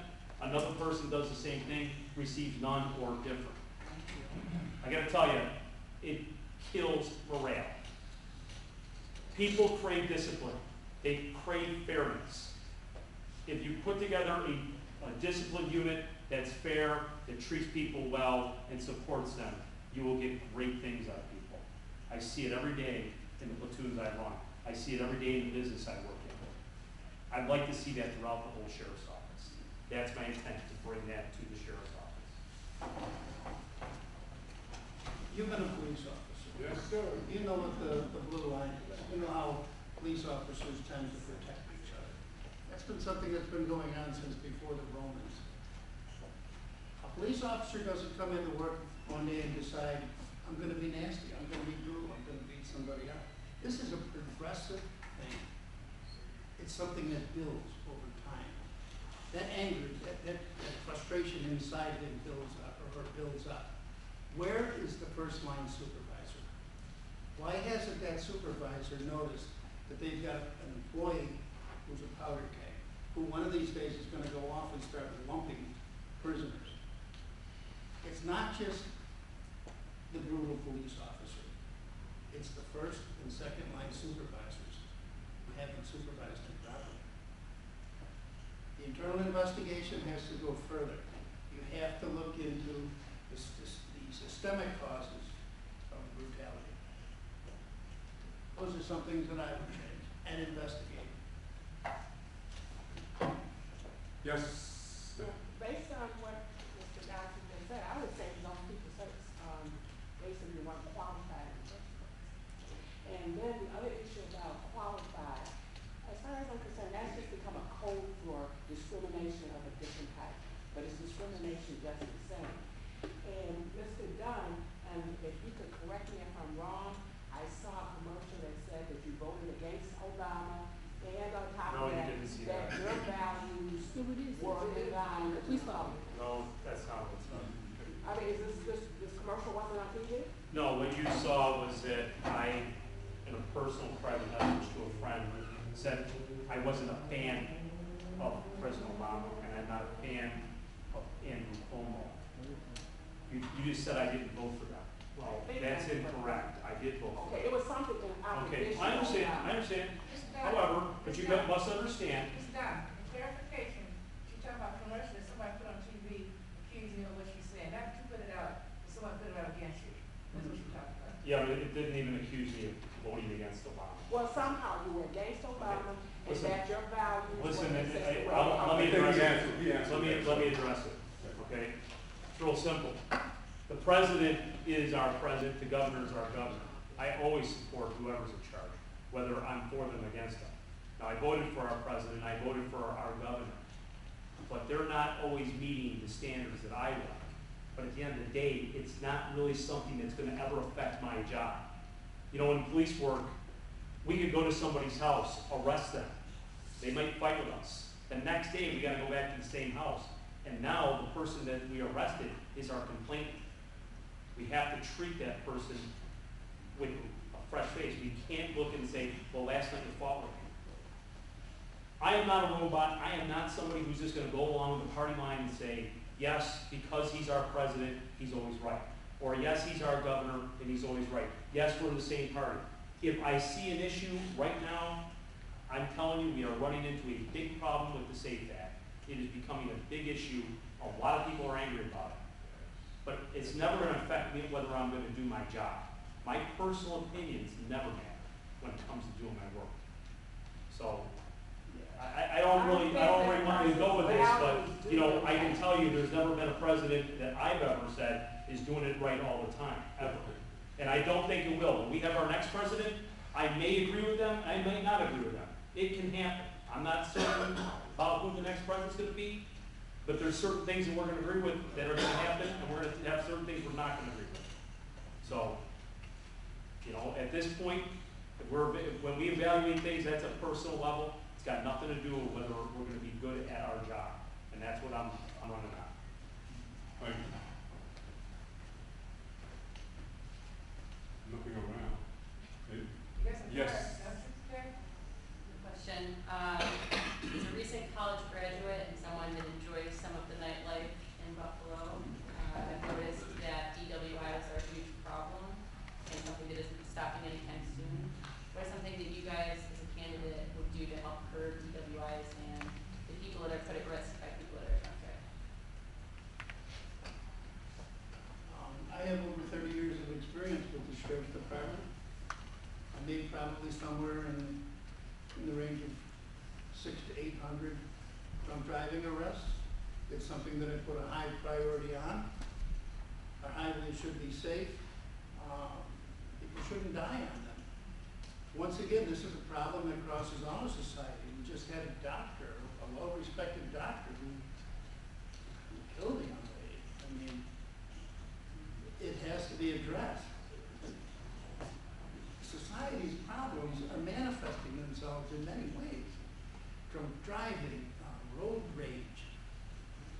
people getting arrested, our jails are filling up at an alarming rate. People are dissatisfied nowadays, people are unhappy, things have to change. You know, the number one issue that I think is jobs, white, black, especially black. You have to have something that puts meaning and purpose into your life. That way you won't be out at night getting drunk. That way you won't be out doing drugs or doing a gang. Put some meaning into people's lives again. That's something that we seem to and somehow lost as Americans, and we have to bring it back. As a sheriff, I can't do anything at all. It's true. I'll continue to have my officers make DWI arrests because that's what they need to do. The thing that I wanted to say before, and I lost my train of thought, was buying drugs in this city. I bought drugs. I've gone across the street to the grand jury and had people indicted. I've gone out and picked them up on arrest warrants and indictment warrants. And I've had them sit across the table from me. And as I'm doing my arrest reports, I look at them and I think to myself, what you're doing is despicable. You're destroying our youth. But when I look into their eyes, and I see that through the bravado of being macho and stuff like that, I see the fear. And I think to myself, what brought that person in front of me? What put him there or her there? It's meaning in their life. It's something that our president stresses every single day, jobs. Yeah. I can't control that, ladies and gentlemen. If you want to get to the core of the problem, start putting people to work and giving them a meaning to their life. Question was DWIs, and what specifically were you looking to address? What could you do to help curb the amount of DWIs that are going on and to encourage people to not drunk drive? Well, it's an incredible situation we get ourselves into, and we're social media. I don't drink, but many people do, and it's a part of life for many people. I don't know that it's necessarily just people who are alcohol abusers. A lot of times it's social drinkers. We are starting to make people aware of the consequences. And in life, there's always consequences. If you choose to drink and then drive, you're opening yourself up to an incredible liability. Not just about yourself, but what you could do to someone else. And I think all of us have been affected in some way in our lives with a family member or a friend or just a community member who's been the victim of someone who is drinking and driving. So we got to continue to educate people on the big consequence that people's lives are affected or changed, permanently disfigured, permanently disabled, or worse, death. But there is another consequence that hits home very effectively to people. It's the expense and the shame. It's very expensive. If you get a DWI, it's going to cost you a lot of money. The state imposes lots of fines. You're required to go to counseling. You're required to attend classes. You have to have an interlock device placed on your vehicle. There are expenses involved. It makes your life difficult. If you lose your license, it's going to be tough to get to work. We need to continue to educate people on the dangers. We need to continue to provide alternative means of transportation. So when people go out to Chippewa or they go to some other place that they like to enjoy themselves, then we have a way for them to get home safely. We have to keep encouraging people to know the difference that too many is too many. It's not just a couple. It might be too many. If your driving is going to be affected, you've got to have an alternative means to get home. I would like to work with other agencies that have those means, whether it's taxi companies, whether it's companies that provide a service to drive your car home. Partner with them to provide the folks that are out there enjoying the nightlife an opportunity to know that that service is available, so that they don't think that they have to get behind the wheel and drive. So I think education and continual knowledge and partnering with other agencies will help. The young lady here. I really feel sorry for young people today.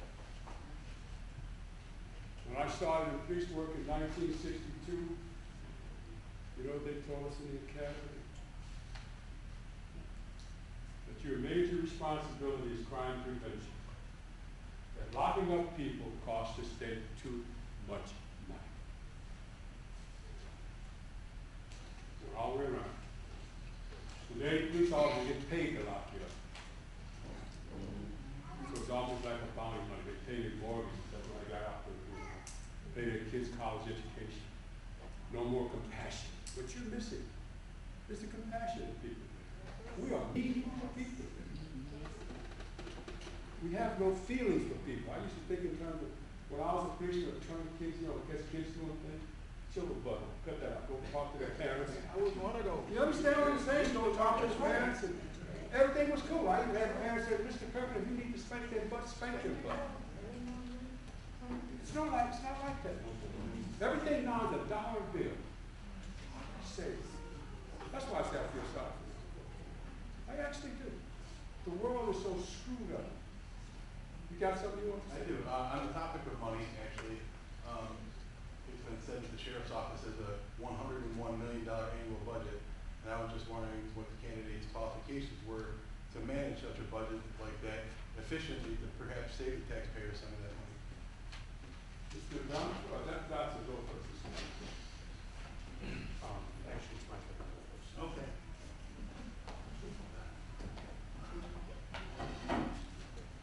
Obviously, I put my credentials out there. That's what I'm running on. I'm running on my background, my education, my experience in creating budgets, managing budgets. I'm a student of the budgets. I look at the sheriff's budget all the time. I'm amazed at the opportunity we have to provide services to the people of Erie County. And I'm always wondering if there's a way we can do it better. And I start thinking of different areas. As I talk to our employees, when I explore different areas of cost centers, I look and see, is the money being spent efficiently? I don't believe it is.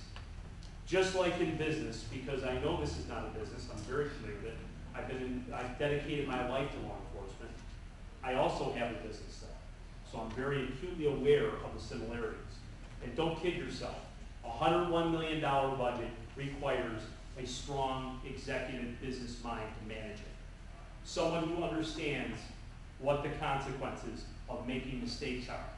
In business, we can't go to the county legislator and ask for more money. We could try to get a bank to do it, but they'll do it at a heavy expense. And if you make big mistakes, it isn't just going to cost your business. It's going to cost all your employees a job. So I'm very, very aware of it. And I'm going to tell you, there is absolutely no one running this race that brings to the table what I bring in actual executive level management experience, creating and managing budgets. I said it before, I'll say it again. Law enforcement is not a business. Right. Okay? Law enforcement is a public service. That's right. Yeah. I'm gonna be your sheriff 24 hours a day, 7 days a week. I'm not gonna be worried about my business that I'm walking away from. That's not who I am. I am not a businessman. I'm a public servant. I listen to people, I respond to their needs. I look at a budget and I tell where money's being wasted. As I said before, I worked for 6 sheriffs. I see what is wrong. I see where money gets wasted. I see where certain people are taken care of monetarily. It doesn't take a business degree to see that. I've made arrests for I've said enough. We only have about 14 minutes to go. I want to do something. Yes, ma'am. I just wanted to make a quick comment. Anybody that tells me that they want to run government like a business will never get my vote. Government is not a business. It's designed to do things that businesses can't and don't do. Government always bails out business. I never see business coming to the aid of governments. I didn't see businesses running to the aid of city property owners when they needed the help. So anybody that tells me that they're going to run it like a business scares me to death.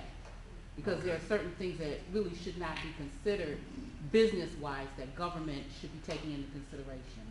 So that scares me. And it should scare everybody in this room. When anybody tells you they're going to run government services like a business, then you become exclusionary. There's things that enter in that may be to the detriment of the community, and that should scare the hell out of you. All right, Just to thank you. clarify, ma'am, I never said I was gonna run it. Well, no, I didn't say you did. I didn't, So but I'm please don't saying, go over anybody there. that starts talking about how they're gonna run it like a business scares the hell out of me. It Nobody doesn't. ever said that. Oh, Let me, I don't want to think that these two gentlemen came, and I've been up here, moving about, running off the mountain, wasting our time.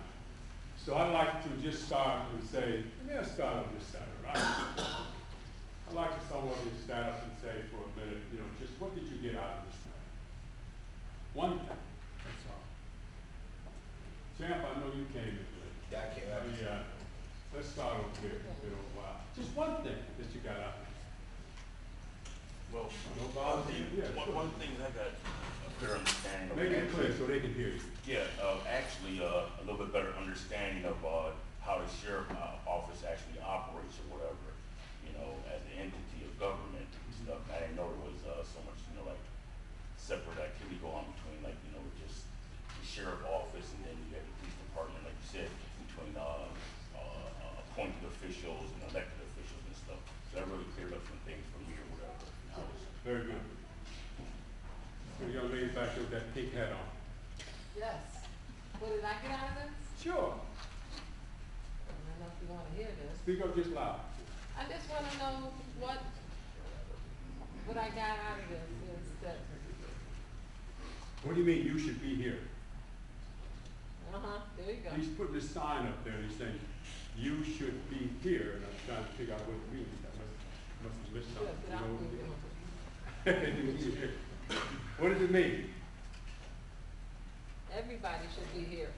That's just fun, man. That's just life. Everybody should be here. That sums How up. about the young lady here? What did you get out of it? I don't think you said nothing tonight. Yes. I'm not really interested in politics, I'm just here. Yeah, but you're interested in your sheriff, you're interested in being treated right, you're interested in who goes to jail, and make sure that the jails are a decent place for them, so they don't come out worse than they went in. So that's your dollars. You're interested in your tax dollars that you pay, where it's being spent, I hope. You follow what I'm saying? Right. It goes beyond these two men. We're talking about a budget, we're talking about where our money goes, and one of the things that we have to realize in our community, you're the boss. Collectively, you are the boss. And we have to start acting like the boss. So you want to get something out of each one of these sessions. How about you, ma'am? I'm glad that I attended and I'm glad I got to see the two candidates that are running. It's helping me to develop my decision about what to vote for. All right, good. Okay, you, sir? Me? Yes, sir, you. Yes, I know well, that. here's what I I know got that out of face it. from someplace, and I'm sorry. Yes, you probably have. I don't think you were arrested. No. Here's what I got out of it, Mr. Kirkland. I come in here with an opinion. I thought that Mr. Dobson was the better candidate. And now, after listening to both of these gentlemen, I've confirmed my decision to support Mr. Dobson. Okay, all right. Yes, ma'am. Yes, ma'am. The young lady here. Yes. I'd like to say, I think one thing we all know about this, we've learned from watching Mr. Howard do his job, is that we need to pay attention, hold people accountable for the things that they aren't doing and things that the people of our county need. And take a good look at these two gentlemen right here and what they have done. Look at what they've done, if they've stuck to their word, if they have represented what they've said here. And if they have, then elect them as the next sheriff. Very fun. Good. How about you, ma'am?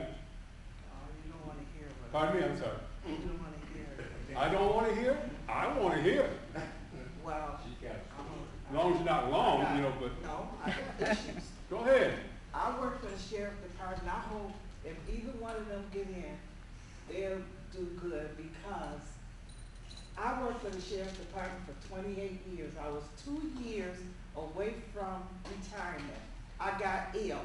I had the best record in the department. Never got a write-up or nothing. I'm poor. As Mr. Kirkland talked about poor, this is poor. My house is in foreclosure. They repossessed my car, all because I got ill. and I went to human rights, I did all the right things, they went along with Sheriff Howard. And the body got on the witness stand and they admitted what they did to me. And I'm still out of a job. So I hope they do get in. And that's all I got to say. Okay. Blake? No, I'm with that. Okay. Him and I worked together for 25 years. All right, I want to see somebody have a young man sitting back there. You cop out because you're saying you're running. I'm with the media, so. Yeah, you're with the media. All right, who else has something to say? There was sophomore kind of man here in the civilian suit. I don't know who he's with yet. He looks like he's a cop though, but I don't know. I helped her with this campaign. Oh yeah, well, you are. And that's why I'm not a good guy to talk, but I will say that it's important for everyone to know how big these problems are. And I think today, both gentlemen really put that into perspective. And the terrible conditions and that they're not being dealt with now is the reason why these guys are working night and day to change things. And I think that's important. We should all good commend point. them for Good that. point. Good. Thank you. Thank you. Let's see. It looks like a lady back there hiding behind her done there. But I think I talked to her before. Who else would like to say something? Anybody over here? I know where you got, John. What did you get out of it? I'm trying to. Who said something? Me. What did you get out of it? I'm too used to it. Oh, you used to it, huh? Oh, I got out of it. I think it's a good discussion. But I just want to know if I wasted my time up here. No. I think we're very I'm trying to find out if anybody got anything out of it. That's all, you know. I got they all conservative. Yeah. Okay. About the lady here in the, sorry, lady right here, she's staring right at you. Mary Hill. Mary Hill. Yeah, Mrs. Hill. Lay it on. No, after listening to all the questions and all the answers, I have. Can you hear? Oh, I'm not hearing anything. Okay.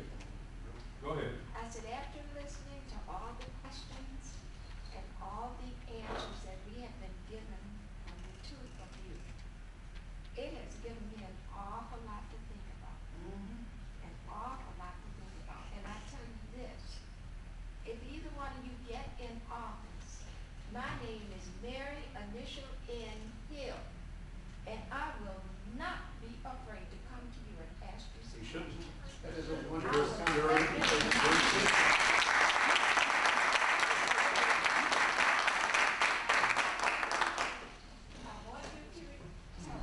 I want you to remember this. You see this young man here, Mr. Fisher? I have raised this young man. And he's a very smart young man. And as I repeat, I am not afraid of any one of you that get in office to come and ask you questions. So remember the name Mary, initial N, Hill. Okay. Very good. Thank you. 2 minutes, please. Close that. Who wants to go? Well, this is about 5 we can flip the coin. I anticipated one question from the audience, and it didn't come up. And the question is this: what makes you two gentlemen different? What's the difference between you two? Quite frankly, I've got over 30 years of experience, as I said. I'm not a businessman, I'm a public servant. I don't need the job, I want the job. I love the Sheriff's Department. It was my second family. We stood up for each other. We were like the 300 Spartans. I've had police officers that I know have saved my life. I've had a woman coming at me from behind with a buck knife who got pushed off to the side before she could stand. 3 of my fellow deputies were shot and killed on the job. This is a job that is very important. This is a job that sometimes involves life and death. We trusted each other. We respected each other. It's because those officers now are not getting the respect that they deserve that I want to go back and help them. I'm not going to use this as a stepping stone. I don't want to go on to Congress. I don't want to run for county executive. I have one goal that I want. I I want to improve the Erie County Sheriff's Department out of my respect for the officers, the men and women who work there, so that they can better serve the public. That's where I'm coming from. And that's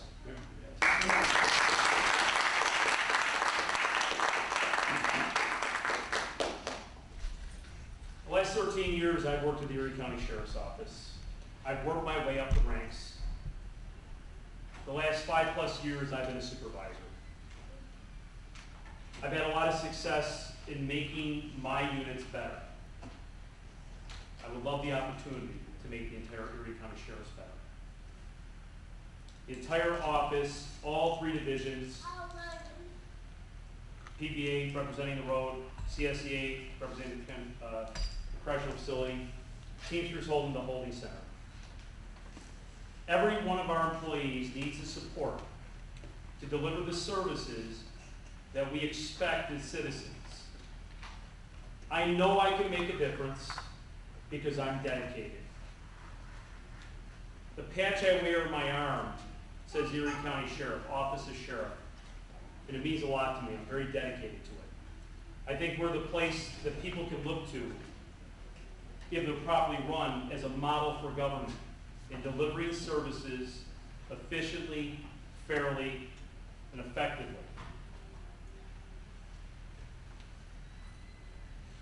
As an employee there, I could sit back and do nothing.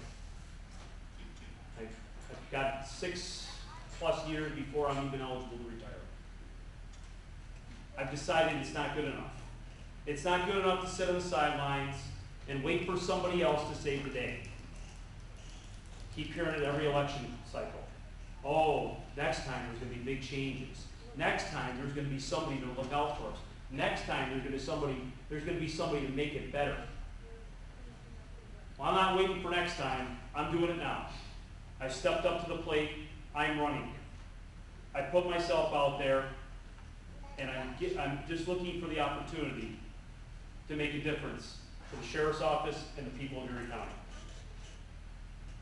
Review my background, review my credentials, review my intent, and what I do for a living with the Sheriff's Office. Every day I'm there. I have to work overtime. I have to work the weekends. I have to work the holidays. I spent most of my career at midnights. I've done multiple jobs in the Sheriff's Office. I'll continue to do any job. People ask me, is it difficult running against your boss? And they say, well, to a degree, it is. But if you really want to make a difference, you have to be willing to roll the dice and say, I understand there may be political repercussions, but I'm willing to stand up for what's right and the fellow employees who can't take this opportunity and run for office. So I'd like to make history and become the first deputy sheriff to work up the ranks and become the Erie County Sheriff. Thank you.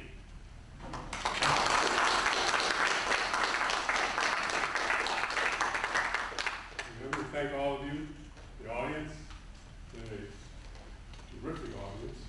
And thank these 2 gentlemen here for coming, and good luck. Thank you very much. And I don't know whether Charlie got something more to say. Let's give Ted Kirkland a great hand clap. I want to ask you to give your attention. Just have a few more minutes as we complete this. I want to give your attention to the chair, Betty Jean Grant, our servant leader, our dedicated worker, who's labored now. I've been with her now, and I don't know how many, but it's at least 20 or so of these every year that she does. And so I want you now to give a great big hand clap to Betty Jean Grant.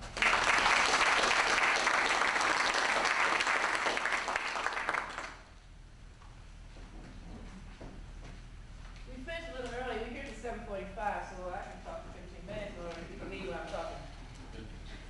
I just want to announce that we have every other Wednesday we have a debate, a meeting, or a seminar in this library. About 3 years ago, I formed a group called We Are Women Warriors. It's a family and community empowerment group. And any issue that's in the community that's pertinent, a hot button issue, we're here talking about it, discussing, networking, collaborating, and trying to find ways of, find solutions. One question I asked Mr. Kirk to get to was, if you're elected sheriff, either of you, will you be opposed to the sheriff department working with the Buffalo Police and other entities like Kenmore and Chickasaw Police to have a collaborative type of situation where we can have patrol on city of Buffalo streets? As you know, last night a 13-year-old female was found murdered and raped. A couple of days before that, it was a killing on Chicago and Fargo. 3 shot, 1 dead. I think a couple of days ago in Brunswick Boulevard, 3 shot, 1 dead. So we need some intervention. And with each of you, I'll give you 1 minute because I have the time to do that, to say what you do to make sure that Buffalo streets are safer in addition to Erie County streets. Yes. I very strongly believe in cooperation amongst law enforcement officials. I've served on task forces that involve multiple agencies working together. It works. I want to work closely with the district attorney's office. We want people to come forward from the community to give us information. I alluded to intelligence before. Come forward, tell us what you know. But in return, we have to protect you. Recently, there was a lady at her house. They came looking for her daughter who was a witness. They ended up shooting her. Why wasn't she protected? I want to work not just with other law enforcement agencies, but with the district attorney to make sure that when people do come forward to do their civic duty, that they're not left out there to dry. There's my 1 minute, and that's what I would do. Absolutely, we need to have collaborative effort with all law enforcement agencies, local, state, and federal. There's a lot of cooperation now, but the one thing you don't see is the sheriff's office taking a leadership role. We are not creating task force. We should be creating task force. We should be leading the charge to bring in the best police officers available to help investigate crimes and put together the best programs to really make a difference in the community. And this is going to take a collaborative effort. If anybody thinks that the city can operate in a vacuum, they're mistaken. It's the jewel and the seat of our county. The city must prosper for our area to prosper. So even if you don't reside in the city of Buffalo, the fortunes of the city of Buffalo are what drives our community, our entire county. So we've got to make Buffalo a better place to live, a better place to work. And that can only happen in the law enforcement perspective if we all work together. So I will absolutely lead the charge in making sure that those efforts are put in place. Thank you. And I think we have WNYmedia.net filming, and this will be live stream. Is it live stream, or you want to show it on tape? It'll be on. Okay, for those who want to see the entire debate, you can go to WNYmedia.net. You'll be able to catch this tomorrow. I want to thank Mark Odie for doing that. I also want to announce that on Wednesday, September 18th, from 5:30 to 7:45 p.m., we will have here how to keep our youth from going to prison. This is being sponsored by the WNYmedia Warriors, in addition to myself as chair of the Erie County Legislature. We have Jeff Conrad, director of CEO, which is a prison reentry program, we on the panel, as well as Judge E. Jeanette Ogden, Attorney General Elmore, who wrote a book called How to Keep Our Youth, What to Do When Stopped by the Police, He's an author and former New York State Trooper. Paulette Woods with Erie County Parole Department, Brian Marcus, Erie County Probation, and Reverend James Job from Buffalo Peacekeeping. These are the panelists. So if you want to come out Wednesdays, September 18th, 5:30 to this library, we welcome you. On that note, I want to thank you for coming and have a good evening, everyone.